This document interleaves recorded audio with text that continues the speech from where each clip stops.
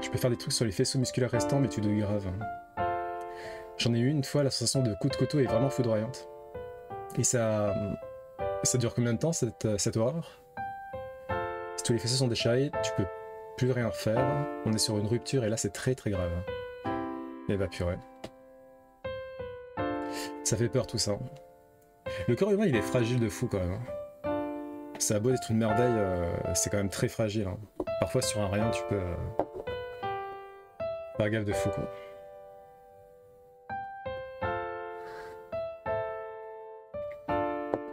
Ça dépend de la taille de la déchirure. Très fragile mais très résilient, heureusement. La volonté humaine. Je vérifie juste si j'ai bien partagé. Ok, c'est cool. Bon, alors on avait déjà parlé. Enfin non, mais on en avait déjà parlé. Et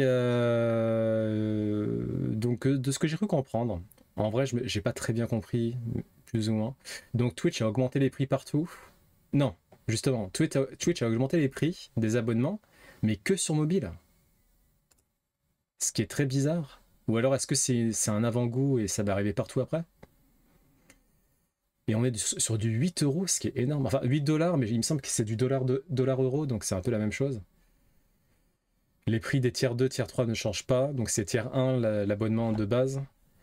Ce qui est énorme. Une augmentation de 2 euros, c'est énorme. Donc ouais, franchement, c'est pas fou. Hein. C'est pas fou. Ça a augmenté sur PC en juillet. Et c'était combien sur PC avant? Et maintenant, c'est combien? Non mais sur mobile, c'est quoi cette hausse de taré?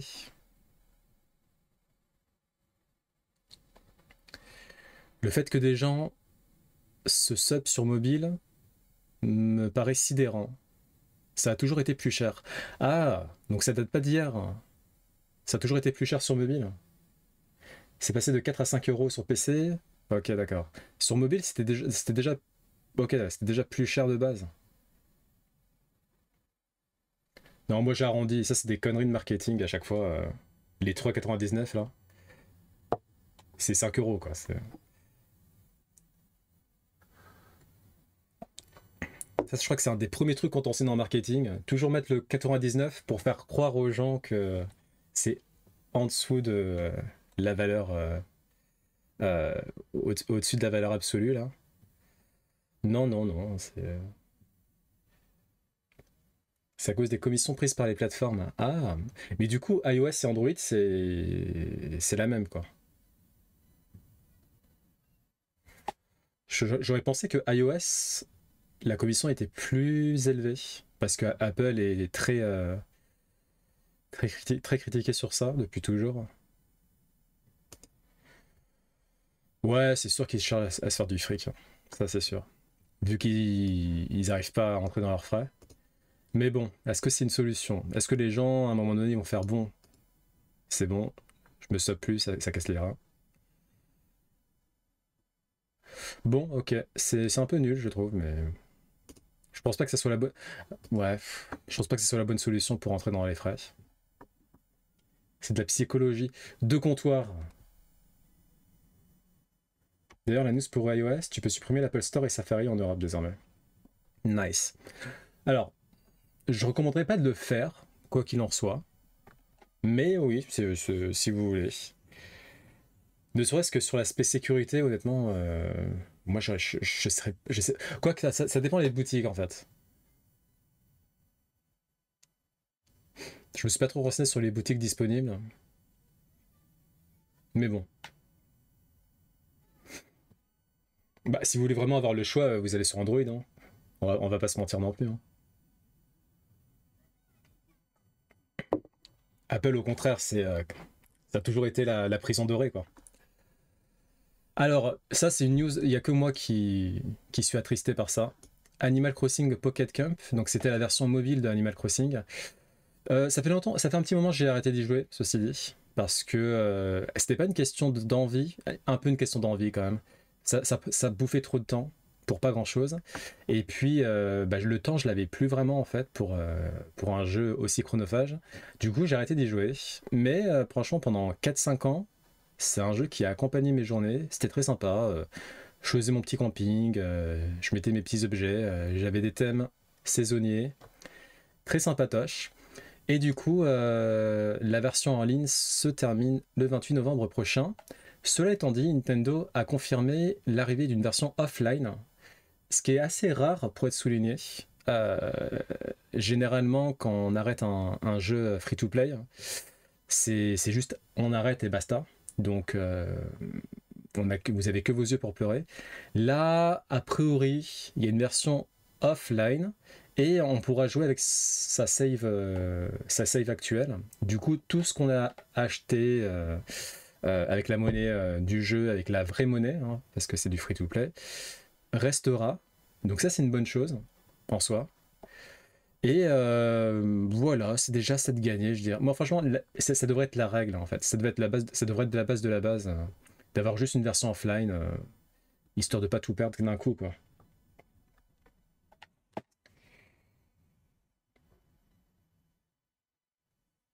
Beaucoup moins de frais pour eux en offline, ça leur coûte beaucoup moins cher. Ouais. Et puis, bon. De toute façon, ça, c'est un truc aussi quand tu fais du free-to-play. Faut toujours se mettre dans un coin de la tête qu'à tout moment, tout peut s'arrêter.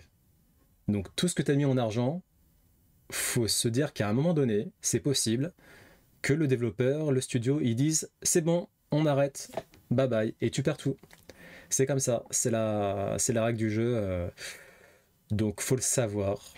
Même sur les jeux les plus populaires, on n'est jamais à l'abri. Hein, donc, tout ce qui est dématérialisé, ouais, c'est vrai. C'est vrai, Shadow. Ouais, ouais. D'où la nécessité de. Moi, franchement, il y a une courte période, en fait. Je m'étais dit, vas-y, franchement, le dématérialisé, c'est cool. Je gagne de la place. Et je vais acheter qu'en démat. Et ça n'a pas duré très longtemps.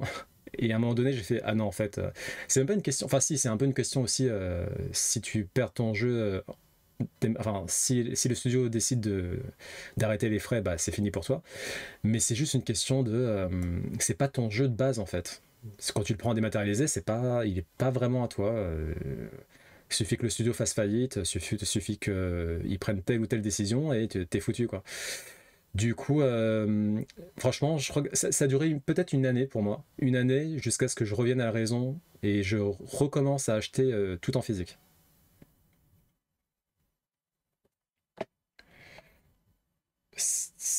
C'est un service qui peut se couper du jour au lendemain, ouais. Le démat a été fait dans un excès déraisonnable. Rester de manière raisonnable, moi je sais pas si c'était possible. Si ça aurait été possible dans tous les cas. Nintendo, ok. Mais bon. Encore une fois, hein. Après, je sais que moi je vois tout à travers le prisme Nintendo parce que j'ai grandi avec eux. Mais assez souvent, pas tout le temps, hein, pas tout le temps, hein, mais assez souvent, les bonnes décisions en termes d'éthique, c'est quand même. Nintendo, j'ai l'impression qu'ils sont assez bons là-dessus, de manière générale. Ils font peut-être de très mauvaises décisions assez catastrophiques, par exemple sur l'e-sport, etc.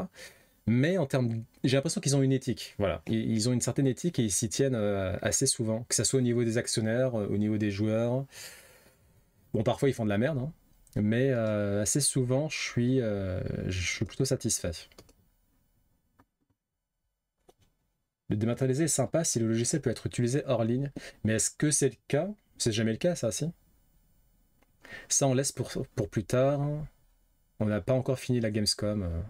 Bon, un, un robot de Boston Dynamics qui fait des pompes. Bah, c'est le robot qu'ils vont commercialiser, je pense. Le robot humanoïde. Et Boston Dynamics, c'est des types, je sais pas si vous les connaissez, j'imagine que oui. C'est un peu l'entreprise la plus, comment dire, la plus reconnue dans le domaine de la robotique humanoïde. Tous les robots impressionnants en la matière, c'est eux qui les sortent généralement. Et donc ça, c'est le petit dernier. On verra ce que ça donne, mais a priori, ça devrait être assez sympatoche.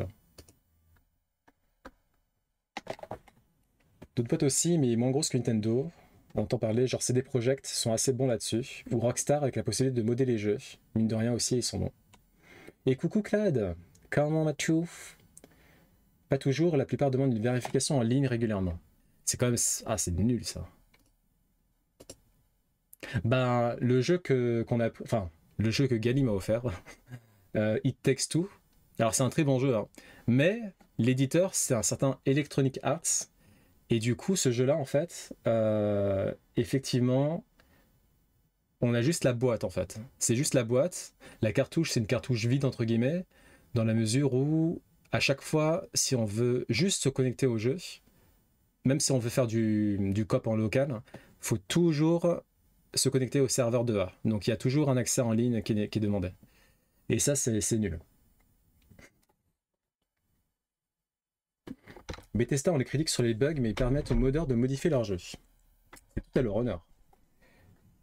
Pour la vérification en ligne, réponse à Sekiro, 80% du jeu est solo, mais t'as besoin d'être connecté pour y jouer. Ça, c'est nul aussi. Et le coût du PSN devenu obligatoire. Nul. Ouais. Et c'est quoi l'excuse, par exemple, pour le PSN obligatoire, c'est quoi l'excuse déjà de Sony? Ouais, oui, ils s'en foutent, ils donnent pas d'excuses, c'est juste faites avec quoi. Il n'y a aucune excuse, c'est juste faites avec. Ok. Alors, un développeur du jeu, enfin un développeur qui travaille sur les Final Fantasy, a indiqué que dans le futur, a priori, hein, si tout se passe bien, mais on se dirige là-dessus à vitesse grand V, les Final Fantasy devraient être disponibles en Day One, donc en même temps que les jeux de la PlayStation, enfin en même temps que la PlayStation 5 notamment. C'est une très très bonne nouvelle bien sûr, et j'imagine qu'il en sera de même pour la Switch 2. Euh, si les bruits de couleurs se confirment, a priori, elle devrait être assez puissante pour accueillir également les prochains jeux de Square Enix en Day One du coup. Donc c'est fini maintenant l'exclusivité plus ou moins temporaire de Sony. Elle a fait son temps, elle a duré très longtemps quand même, hein, mine de rien. Mais a priori c'est terminé. Ces services contrôlent, faire ce qu'ils veulent au détriment des libertés de droit. Par contre, ça m'agace quand les modeurs vont trash talk Bethesda parce que ces derniers font une image de leur jeu qui contrarie leur projet. C'est vrai que c'est un peu débile, hein, pour le coup. Ils vont pas non plus s'enquérir de tel ou tel mode, quoi. Faut pas non plus déconner. Ils ont donné le bras, ils ont voulu le corps entier, quoi. Un petit trailer de Star Wars Outlaws.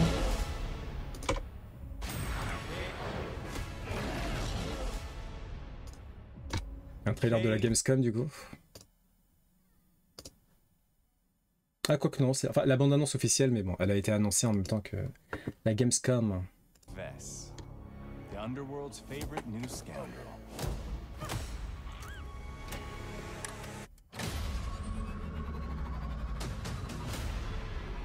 This is your one shot. A safe filled with 157 million credits. And I can get you inside. Get in. How about getting out? Non, je crois pas que ça soit un... Shadow, c'est pas un MMO, ça. Hein. It's a death wish. C'est un open world. Your lives are over. Your family, friends, gone. There's nowhere in the galaxy you can hide.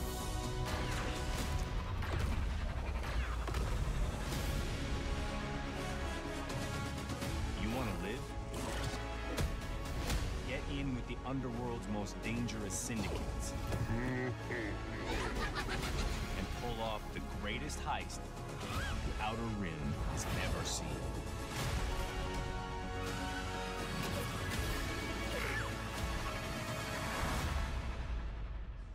I'm in.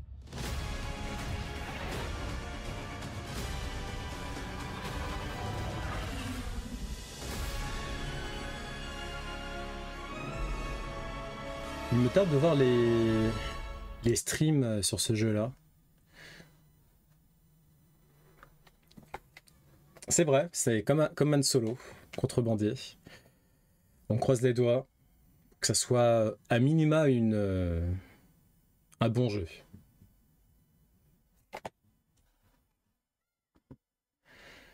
Ok. Bon, je crois qu'on n'a plus rien ici. Ouais.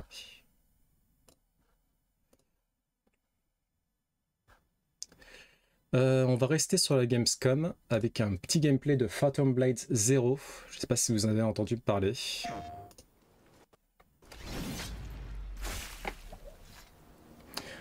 On est encore sur un gameplay à la... C'est quoi? C'est encore un gameplay à la Sekiro, c'est ça hein. Donc très en vogue. Hein.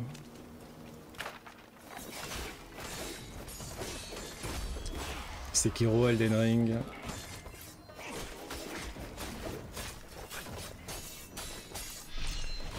Après oui, ouais. Ça a l'air d'être un Souls-like. Ouais. Je sais pas si c'est exclusivité PlayStation ou si c'est du multi. Mais en tout cas c'est sur la chaîne PlayStation. Donc à voir. Faudra voir le studio après.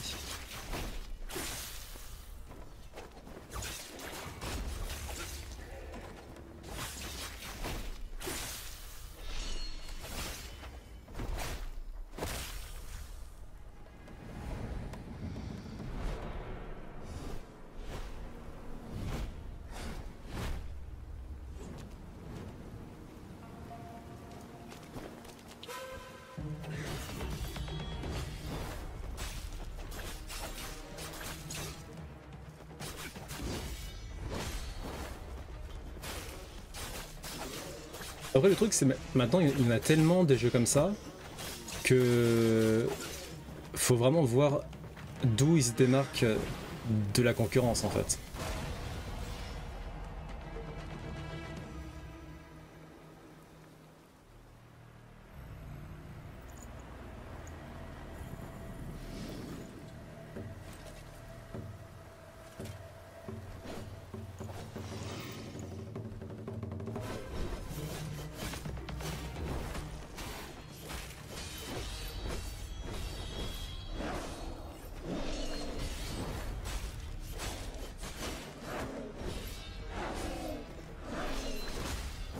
Ouais, il me donne pas des masses envie. Hein.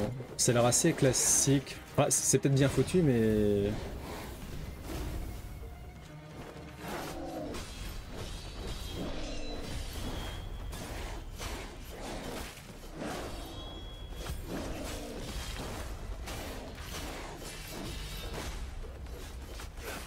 Il a pas l'air d'innover de fou, quoi.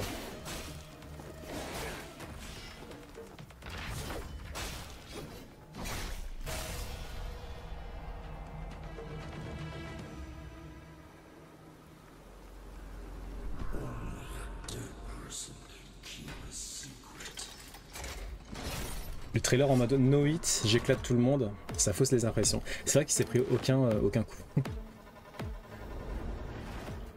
Après c'est joli, hein.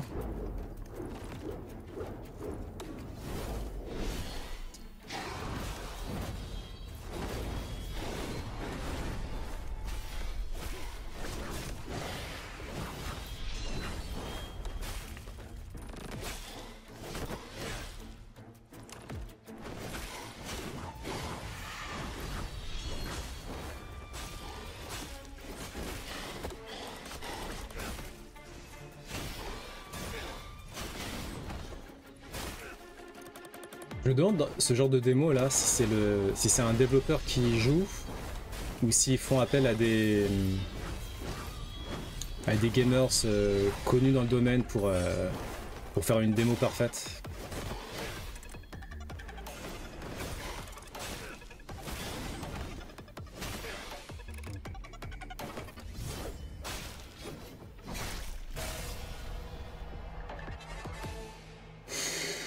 Ouais, Phantom Blade 0. Et c'est qui le studio?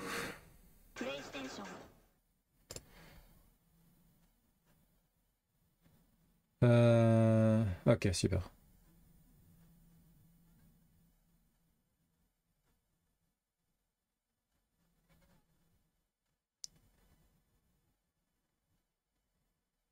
Ils ont juste un bot. Ah ouais, tu penses? Un bot, ça peut faire tout ça, là? Bon, en tout cas, les joueurs ont l'air d'avoir apprécié. À voir. En tout cas, moi, je suis pas très... je sais pas. J'ai pas trouvé que c'était hyper innovant, quoi.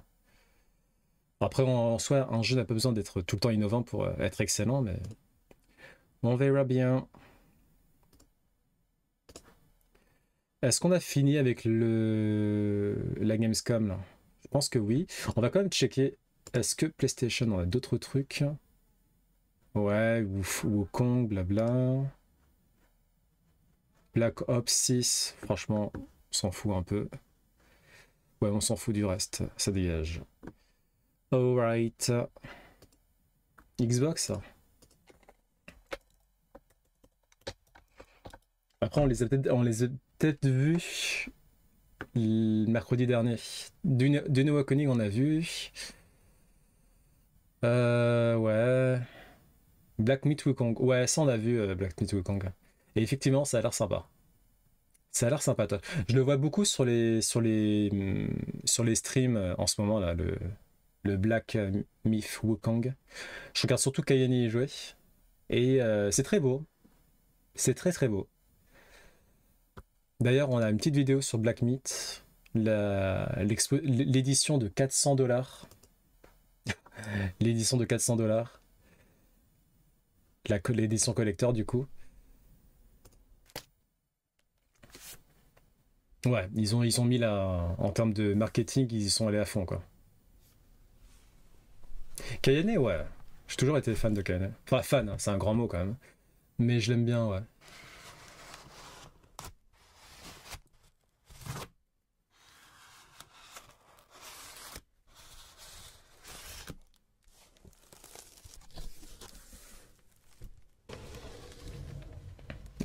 Là, pour $400, il y a intérêt à ce que ça soit vraiment, vraiment soigné.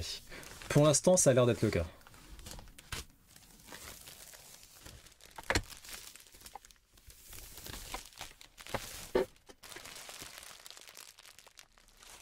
Un pins, lol.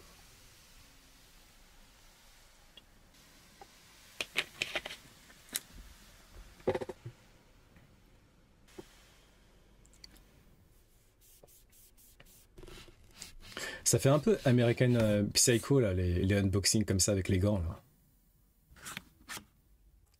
Je suis passé un truc à propos d'une collector d'un jeu qui contenait des trucs ridicules. C'était assez incroyable. Des trucs ridicules dans le mauvais sens du terme.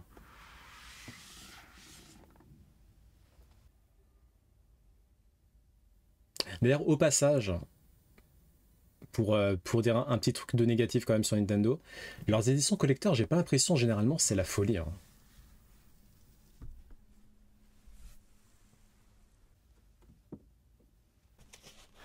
C'est d'ailleurs pour ça que j'ai pas craqué pour l'édition collector de TOTK.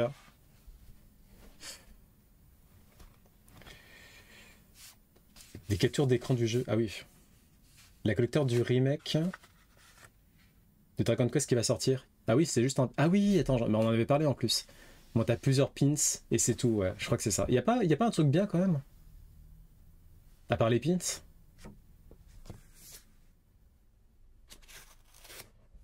Non? Puis bref. Ah, a priori, attends. C'est quoi ça?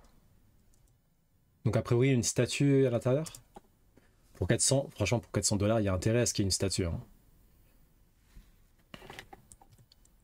Ouais, c'est une statue. Bon, ça c'est le jeu. Très belle jaquette. Il y a déjà 2 couteaux hein, qui sont offerts.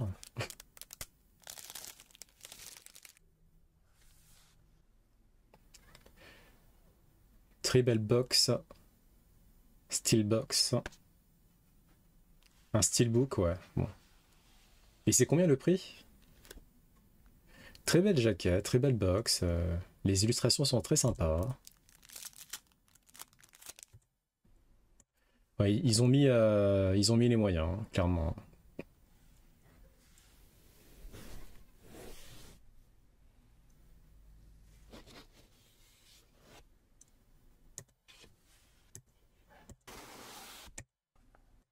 Bon, il y a vraiment une statue par contre.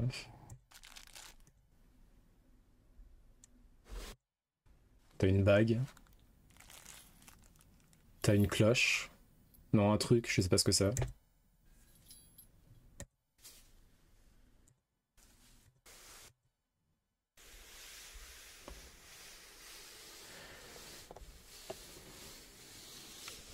Donc c'est ce qu'on a vu avant, ça. Un parchemin assez joli. Ah, je crois que c'est la statue là, c'est bon.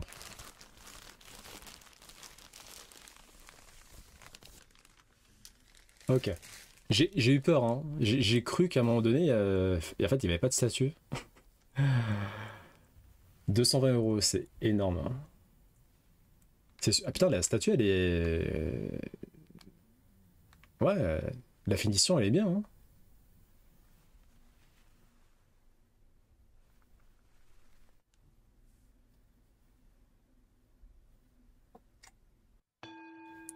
C'est pour le jeu Indiana Jones. Dans la collector, il n'y a même pas le jeu, il y a la version démat. Ils vendent ça comme un avantage en plus. Déjà qu'il a pas l'air ouf. 220 €, c'est cher de fou. Ouais, non, mais c'est sûr, hein, c'est du foutage de gueule pour Dragon Quest. Hein. Là, en revanche, de ce que je vois pour Black Myth, Wukong, les 400 € ont l'air... ça a l'air de les valoir, hein, quand même. Hein. En plus, tu peux même bouger les petits yeux à l'intérieur, là. Ça, c'était l'édition collector de Elden Ring. Ok. Et ça, c'est quoi, ça? Ok.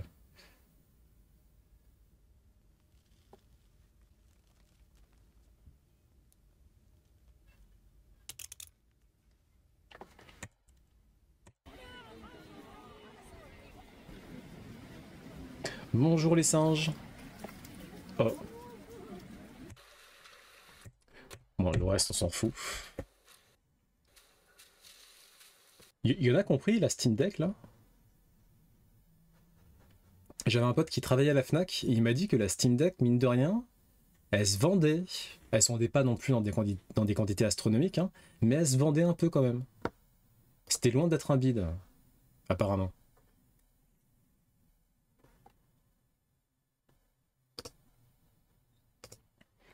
Après, péter les 200 € pour une collector, ça me va si les bonus cadeaux qui vont avec sont sympas, c'est sûr. D'ailleurs, t'avais pas pris l'édition collector de Rebirth Shadow? Avec la statue de Sephiroth, là?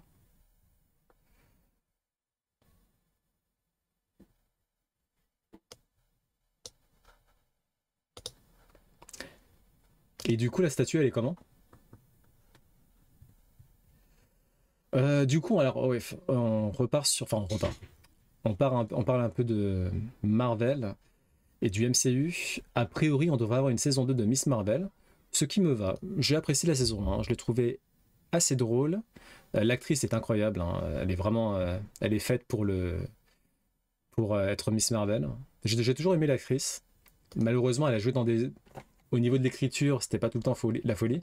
Y compris la saison 1, qui est, en termes d'écriture, c'est pas incroyable, hein, clairement. Mais voilà, ça se laisse regarder, c'est divertissant. Donc saison 2, je suis content. C'est cool. C'est déjà ça de gagner, avec toutes les annulations qu'on a là. Il y a aussi une saison 2 pour Moon Knight, a priori. Donc Moon Knight, c'était avec... je sais plus comment il s'appelle l'acteur.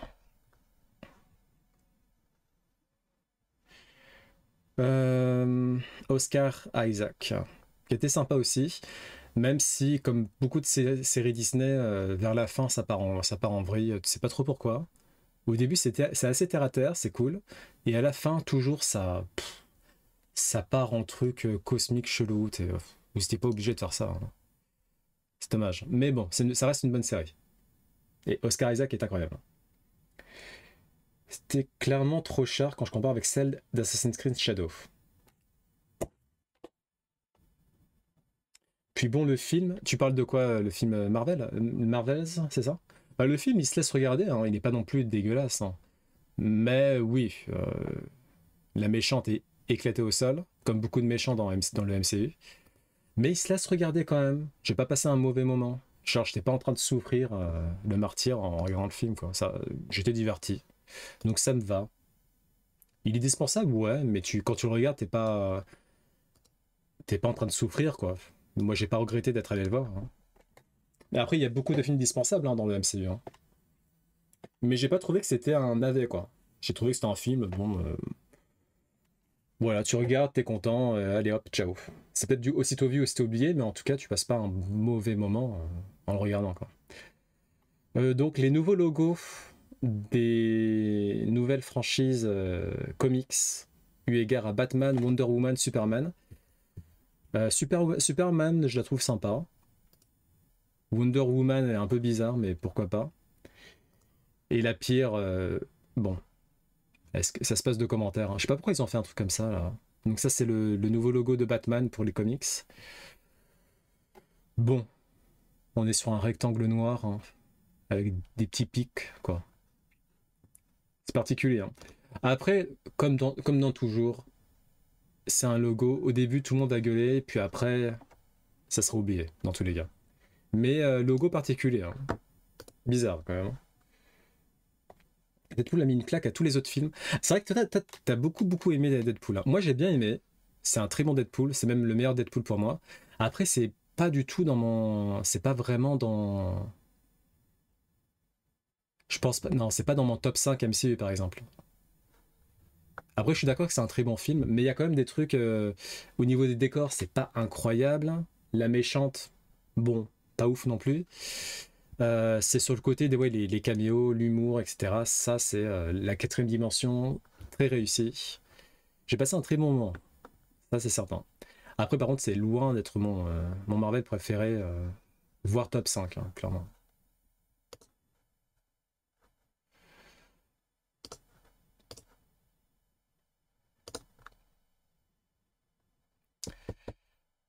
Ah, j'ai un mème que j'ai trouvé drôle.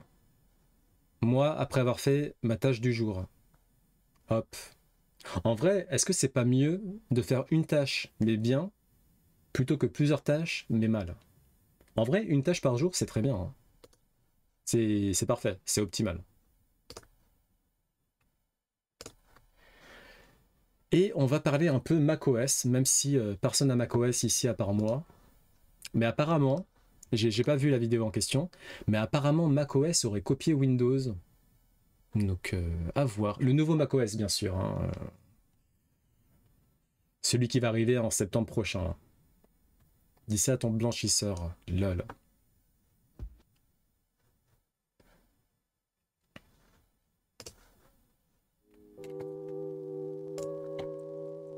À s'inspirer de cette mais ça y est, cette année, macOS reprend le meilleur de Windows.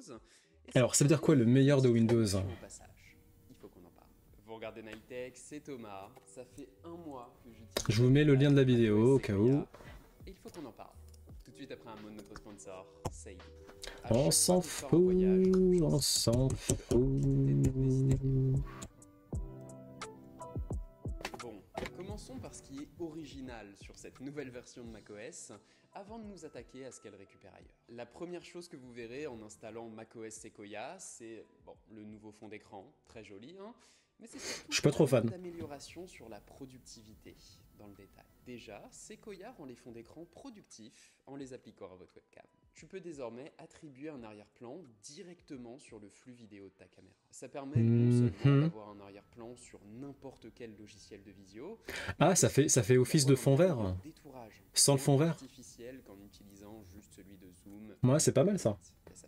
Sur Safari d'ailleurs, tout comme sur l'iPad, Apple a approfondi. Après, ce qui serait bien, là le problème, je pense que c'est que lié à l'application Face Video, je sais pas quoi là. Ce qui serait bien, c'est que cette fonctionnalité-là, tu puisses la mettre partout. Moi, par exemple, si je veux la mettre sur un stream et que j'ai pas de fond vert parce que c'est trop grand et voilà, bah, que je puisse quand même l'utiliser et du coup, je peux me mettre en fond vert et bah, on voit tout derrière, etc. quoi. Ça, ce serait sympa. Bah, en fait, là, sur le nouveau macOS qui arrive en septembre prochain, on a vu juste une fonctionnalité, et la fonctionnalité, c'est de faire office de fond vert, mais en termes virtuels, je sais pas comment dire ça. En gros, tu n'as pas du tout besoin de mettre un fond vert derrière toi, la caméra le fait pour toi. Ça fait 3 ans qu'ils font ça, et est-ce que tu peux le décliner sur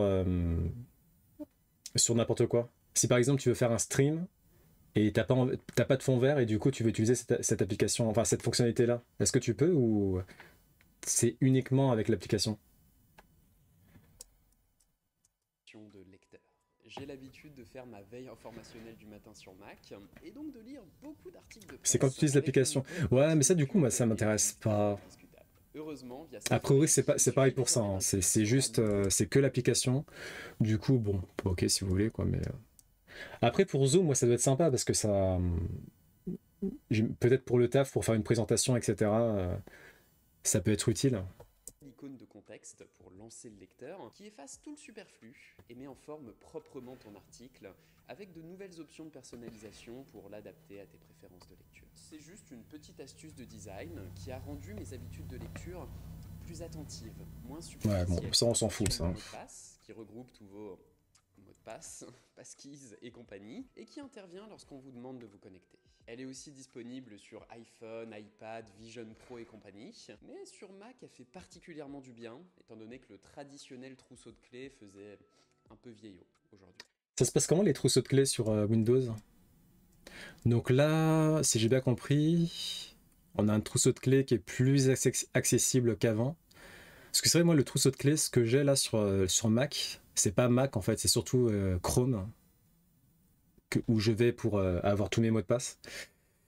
Mais si ça peut unifier tous les mots de passe que j'ai et les mettre dans un endroit précis au niveau des réglages, ça serait parfait. Visiblement, la solution existe sur OBS depuis 2021. Ah, sérieux, de faire un fond vert? Sans fond vert? Ça pourrait être pas mal, ça. Oh, et une autre reprise de l'iPad, le Mac accueille désormais les notes intelligentes. Ça correspond à la possibilité de réaliser des fiches de calcul directement. Oh, la sécurité, c'est... On s'en fout, c'est pas grave. C'est pas grave. Notes avec des sections déployables. Pratique, Note devient un meilleur endroit pour centraliser ses idées et commencer à formater ses projets. Et en parlant de format, ça y est, il est temps qu'on parle de la première idée qu'Apple a... J'ai rien compris de ce qu'il a dit là. Et au besoin, tu peux même désormais organiser une note avec des sections déployables. Pratique, Note devient un meilleur endroit pour centraliser ses idées et commencer à faire qu'Apple a emprunté à Windows et qui change tout, la gestion même des fenêtres. La gestion des fenêtres, alors ça on vous l'a volé. Enfin, par défaut, macOS accueille la gestion fluide des fenêtres de Windows. Tu veux écrire ta dissertation sur Pages tout en ayant ton onglet de recherche Safari ouvert à côté? Plus besoin de faire 2-3 clics et 4 manipulations. Il suffit désormais que tu fasses glisser les fenêtres d'un côté et de l'autre de ton bureau. Et voilà. Tu veux les redimensionner? Hop. Tu veux ajouter tes notes? Aucun problème. Et voilà, tout s'arrange. En termes c'est pas déjà le cas là? C'est de loin la meilleure idée qu'ait apporté Windows. Et ça y est, sur Mac aussi, on peut enfin avoir un bureau utile et organisé. Et même... Ouais, mais franchement, je comprends pas ce qu'ils veulent dire par là. Merci Shadow. Parce que le truc des fenêtres... Attends, est-ce que je peux montrer là? Genre, qu'est-ce que ça veut dire? Avoir plusieurs fenêtres. Genre, si je fais... C'est genre ça, par exemple? Hop. Ensuite, je mets notes. Je vois pas trop où ils veulent en venir, en fait. Ça veut dire quoi, avoir plusieurs fenêtres? Parce que ça, on peut déjà le faire, ça. Je comprends pas trop. C'est quoi la fonctionnalité Je comprends pas. Bonjour Iranor. De toute façon, vous êtes jamais content, vous. Là, on est en train de voler... A priori, j'ai pas compris ce que c'était par contre. Hein. Mais on est en train de voler un truc bien de Windows et vous gueulez encore. C'est incroyable. La fonctionnalité d'ancrage des fenêtres. En fait, non, tu as ton écran scindé en deux parties. Ah, d'accord. Redimensionnement automatique, etc. Ok. Est-ce que vous en servez de ces trucs-là sur Windows? Avec le système de gestion des apps en plein écran de macOS, qui est très fluide et agréable. Ah, ok, d'accord, c'est automatique. Ok, d'accord. 50-50, etc. Avec Sequoia. J'adore, c'est une jolie touche de design. Une fonction je m'en sers tout le temps. Quelques lignes qui se comprend instantanément. Bah, soyez content, on vous le vole. L'expérience de macOS plus fluide et plus on vous le vole, soyez content. Reprise de Windows, plus subtile mais pas encore disponible en Europe malheureusement, l'application iPhone Mirroring. En l'utilisant, on peut désormais accéder à l'écran de son iPhone depuis son Mac, même lorsque celui-ci est verrouillé. C'est pas indispensable. Dans l'écosystème Apple, tu as déjà accès au contenu, aux messages, aux appels et même... Parce que là, si je veux, avec l'iPhone, je peux quand même vous montrer mon contenu. Tu pourras aussi recevoir les notifications. Là, c'est juste la seule différence, c'est que l'iPhone n'aura pas besoin d'être allumé. Ça veut dire qu'on n'a plus aucune... Et par contre, je pourrais, du coup, utiliser la souris pour naviguer sur l'écran de l'iPhone. Ça, c'est pas mal. Le lien avec l'iPhone moi, je m'en tape, là. pour les utilisateurs européens. Mais bon, pour Pour le coup, l'application est déjà là, elle est simplement bloquée, donc j'ai bon espoir de voir ça arriver plus tôt rapidement. À voir, je m'en servirai peut-être. L'application Mon téléphone de Windows, mais bon, le lien entre un PC et un smartphone, c'est quand même difficile de ne pas en attribuer la parenté à Apple, pour le coup. À mon sens, ce sont 2 des 3 améliorations les plus significatives de macOS Sequoia, la troisième étant une autre plate-bande de Microsoft, le jeu vidéo. Non mais le jeu vidéo, faut arrêter. Hein. Même moi, en tant qu'Apple sexuel, je l'admets, Apple sera toujours éclaté en gaming. Ça sert à rien de vouloir y croire. C'est mieux d'acheter une PlayStation. Sinon ça va, Eranor, ça va. Il fait pas beau, mais il fait bon. Attends, il y a information OCEF. Il y avait une... comment on appelle ça? Un oiseau... comment on appelle ça, putain? Il y a une pie. Voilà, il y avait une pie sur ma fenêtre. Et dès que j'ai tourné la tête, elle s'est envolée.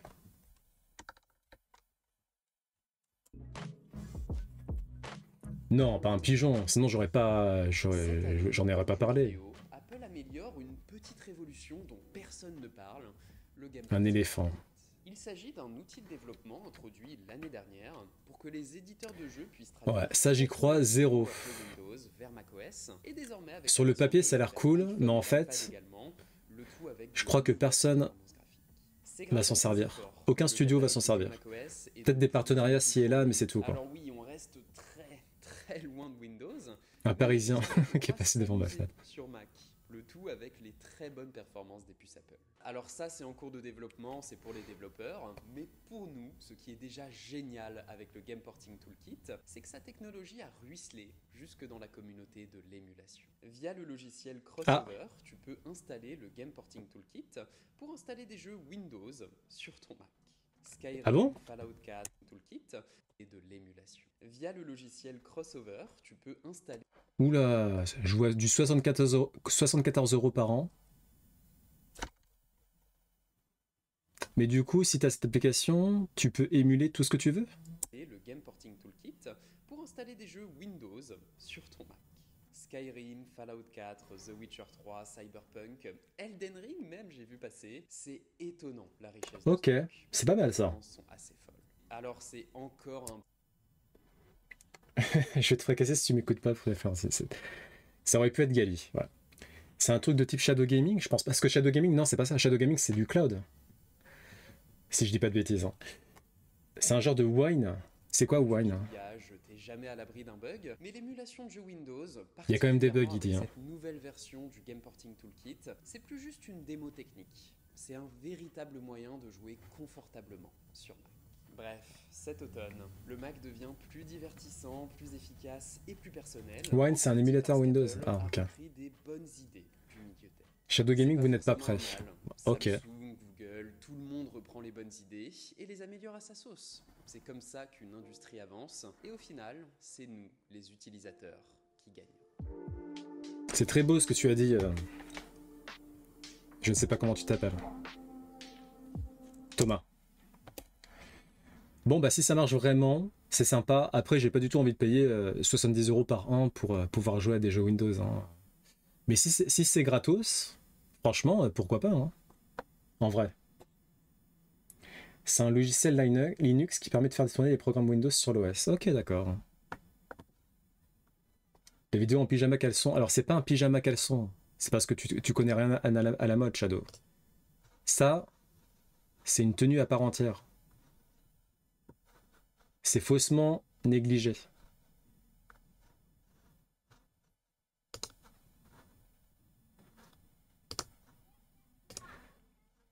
Allez, c'est le quiz.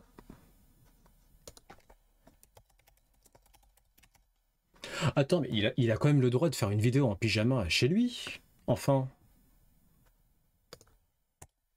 Incroyable. Et ça se trouve, c'est du t-shirt Bobo Washing. Ouais, c'est possible aussi.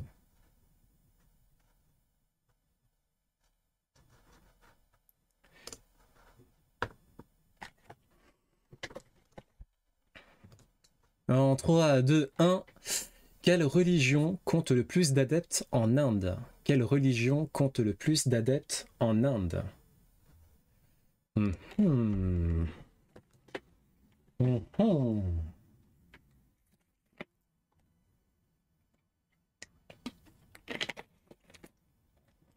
Et c'est effectivement l'hindouisme. Et ensuite, je crois que c'est l'islam. Hein. Sous quel nom est également connu Dwayne Johnson? Sous quel nom est également connu Dwayne Johnson? The Rock, le grand frère. Quel animal figure sur les armoiries de la Normandie? Quel animal figure sur les armoiries de la Normandie? Face aux stéroïdes. Face aux stéroïdes et qui fait 2 mètres. Le beurre? C'est celui qui gambade dans les prairies la Saint-Sylvestre. Le lion. Vous avez un lion en Normandie? Léopard. J'ai mis lion, il a mis léopard. Comment ça se fait? Il est gentil là. Hein,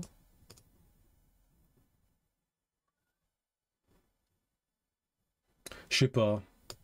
J'ai fait mon parisien avec toi, Shadow, j'avoue.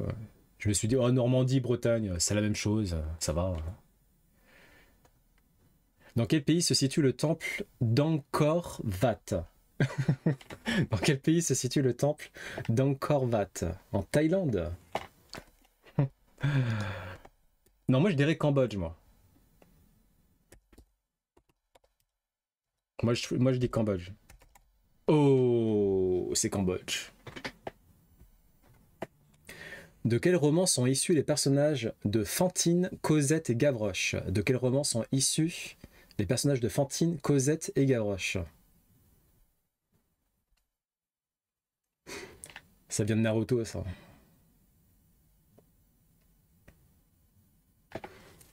Misérable, je suis pas sûr. Hein. Moi, j'aurais dit Naruto. Ah ouais, c'était Les Misérables. Traditionnellement, le 25e anniversaire de mariage correspond aux noces. 3 petits points. Traditionnellement, le 25e anniversaire de mariage correspond aux noces de divorce. Lol. Franchement, moi je pense que le divorce, statistiquement, c'est peut-être 5 ans après, non? 5 ans après le mariage? Les noces d'or? Putain, 25 ans de mariage. Oh là là. Non, c'est pas or. C'est pas les noces d'or. Le 25e anniversaire de mariage correspond aux noces. Diamant? Non. Aux noces de diamant? Merde. Non. Platine? Non. Coton, c'est un an? Ah ouais? Les noces coton, on dit un an. Qu'est-ce qu'on peut trouver? Saphir, du coup? Non. Chêne?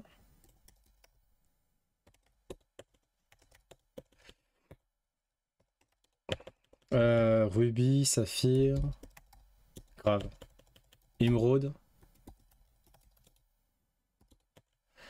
Qu'est-ce qu'il y a d'autre qu'on peut dire? Rubis, je crois que j'ai déjà mis. Ouais, non. Perle. Argent. GG. GG Shadow, c'est les noces d'argent. Quelle est la capitale de l'État... Oula, pardon. Quelle est la capitale de l'État australien du Queensland? Quelle est la capitale de l'État australien du Queensland? La capitale de l'État australien du Queensland. Ouais. Ça, je vais pas du tout pouvoir contribuer. Je vais juste mettre Sydney parce que voilà, mais bon. Victoria.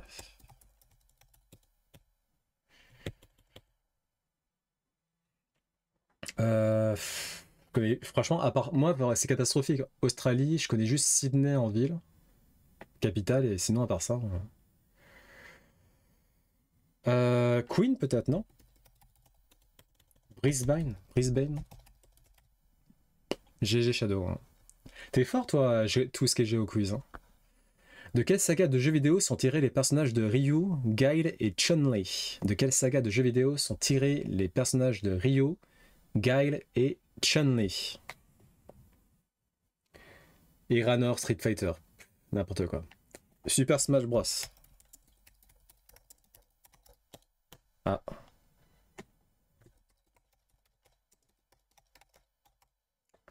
Bon. Et Ranor avait raison. Quelle ville belge est appelée capitale mondiale du diamant? Quelle ville belge est appelée, capitale mondiale du diamant? Putain. Anvers? Anvers. Ok. GG. Anvers. La princesse Anne fut la première membre de la famille royale britannique à participer à une épreuve olympique. Dans quelle discipline concourait-elle? La princesse Anne fut la première membre de la famille royale britannique à participer à une épreuve olympique. Dans quelle discipline concourait-elle? Ils te la mettent à l'envers. Pas mal, 7,5 sur 10. Équitation, c'est une bonne... Je sais pas si vous savez ou si c'est une suggestion, mais... Ouais, équitation. Ça paraît raccord avec la royauté, etc. Des 12 animaux du zodiaque chinois, lequel est une créature imaginaire? Des 12 animaux du zodiaque chinois, lequel est une créature imaginaire?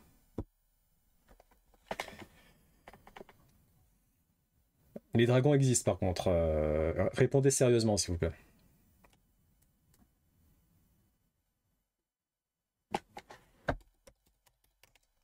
Le dragon. Qu'est-ce qui était interdit durant la prohibition aux États-Unis? Qu'est-ce qui était interdit durant la prohibition aux États-Unis? Ouais. Après, est-ce que c'était un alcool particulier ou juste l'alcool? L'alcool?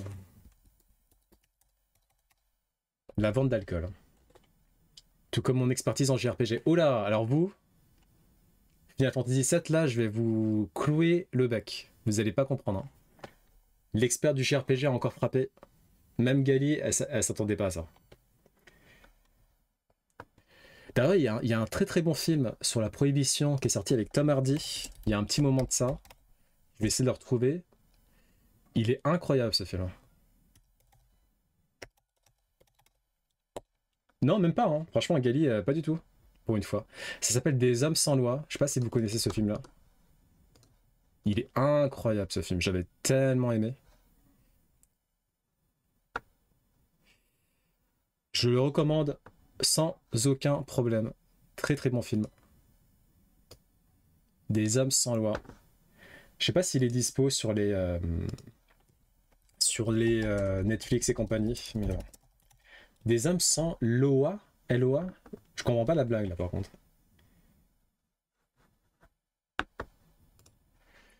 Dans quel pays le marché boursier a-t-il fermé ses portes en 1917 pour ne rouvrir qu'en 1992?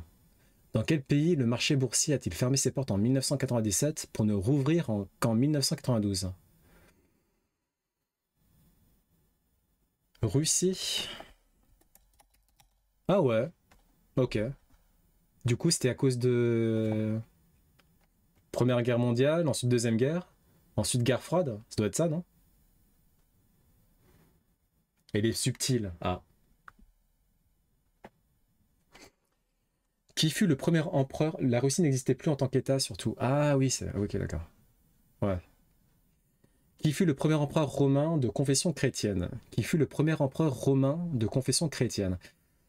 Ça, je l'avais appris dans les trucs à la con... sur un petit, je me souviens, un petit carnet où tu avais plein de petits facts comme ça historiques. Mais je me souviens plus. Je m'en souviens plus. Révolution communiste en 1917 jusqu'en 92. Ok, d'accord. Pareil dans les... Ouais. C'est pas... Non. T'en as un qui est taré, Néron. Ouais, voilà. Néron, je crois que c'est le gros taré qui a tout incendié, là. Donc ça c'est probablement pas lui. Constantin. GG. Constantin Ier.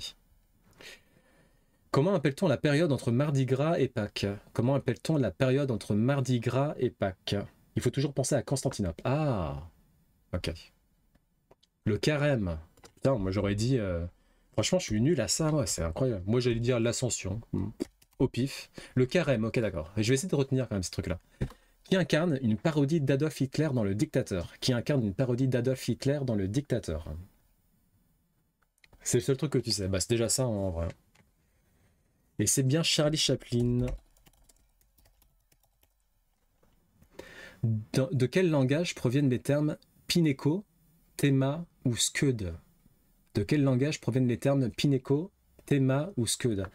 L'argot, peut-être, ouais. Mais je pense pas que c'est ça. Non, c'est pas l'argot. Parce que l'argot, c'est pas du truc... c'est pas des abréviations, plutôt? Pinko, Scud, Théma, Verlan. Peut-être Verlan, ouais. Verlan. Attends, du coup, ouais, parce qu'en fait, je sais pas trop.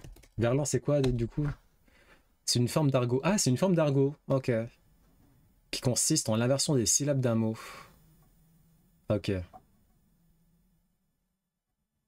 Pour dire arabe, tu dis rebeu, mec, cum. D'accord, ok. Donc, Théma, mat. Pinko, ça veut dire quoi, Pinko, du coup? Ah oui, copine. Oula. Et Scud, ça veut dire quoi, Scud, du coup? Scud. Coucou Seb. Verlan, argot avec les mots là. Ouais, ok. Et du coup, Scud, c'est quoi? L'argot, ce sont normalement des mots associés à un domaine. Ah. Disque. Scud, disque. L'argot du boucher est différent de l'argot du poissonnier. Ah. Intéressant. Dans quel pays actuel s'est déroulée la guerre du Péloponnèse? Dans quel pays actuel s'est déroulée la guerre du Péloponnèse?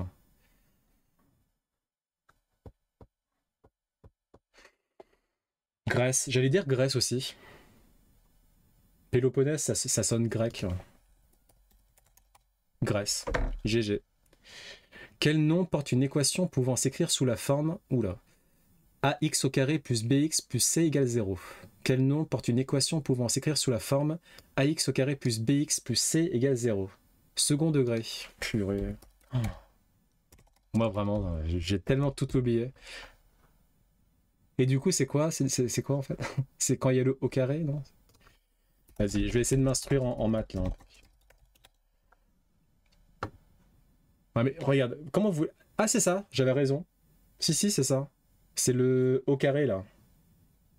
C'est une équation polynomiale, bon ça on s'en fout, de degré 2. C'est ça ou pas, du coup? Ça veut dire que quand il y a au carré, c'est équation de second degré?